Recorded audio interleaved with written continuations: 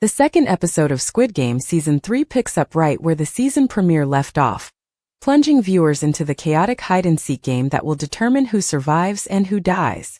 The Starry Night wastes no time in establishing the brutal nature of this particular challenge.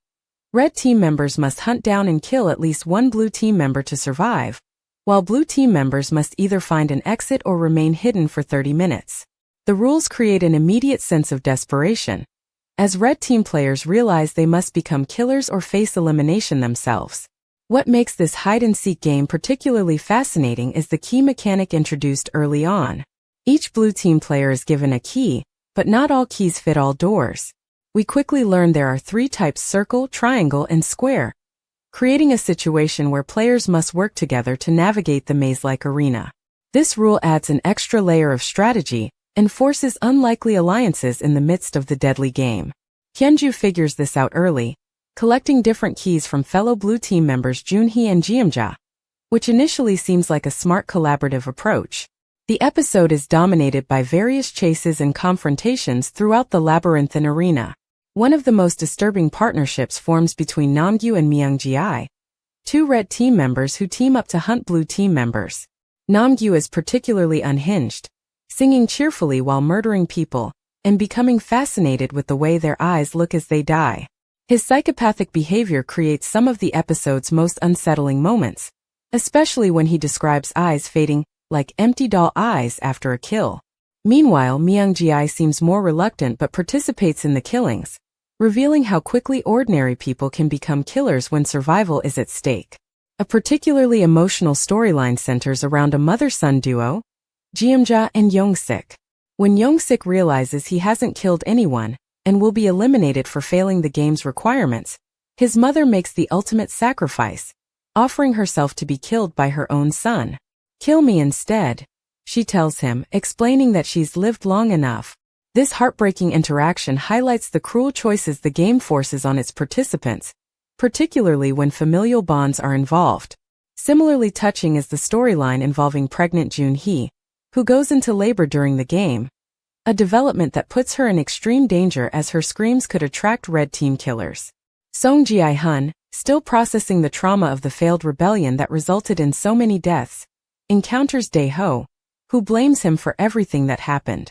Their confrontation escalates into a physical fight, with Dae-ho attempting to strangle Gi-hun while screaming, "It's your fault." This scene serves as a reminder of Gi-hun's guilt and the weight he carries for the deaths of those who followed him in the rebellion. When Gi-hun eventually turns the tables and has the opportunity to kill Dae-ho, he chooses not to, a small moment of humanity in an otherwise brutal environment. One of the most intriguing subplots involves Seon-nyeo, the self-proclaimed shaman who claims to hear voices guiding her to the exit. She gathers a group of followers who believe in her supposed supernatural abilities, leading them through the maze while making mystical pronouncements. The question of whether she actually knows the way, or is simply manipulating others for her own safety, creates tension throughout their journey. When they finally do reach what appears to be an exit door marked exit, viewers discover that 3 different keys, circle, triangle, and square, are needed to unlock it, reinforcing the game's cruel emphasis on cooperation, even as it forces players to kill each other. The birthing scene midway through the episode stands as one of the most powerful and disturbing sequences in Squid Game history. Jun-hee gives birth to a baby girl with the help of Geum-ja and Hyunju, all while hiding from red team killers. The juxtaposition of new life entering the world in such a horrific environment creates an emotional gut punch, especially when the baby's cries threaten to give away their location.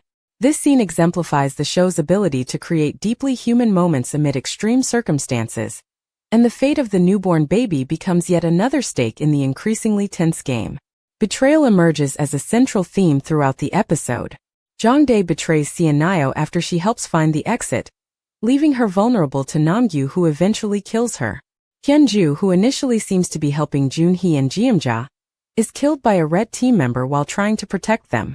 And Min-soo, haunted by his failure to save a woman named Sammy earlier, spends much of the episode searching for her, unaware that she's already dead, showing how guilt and regret continue to drive characters' actions even in life-or-death circumstances.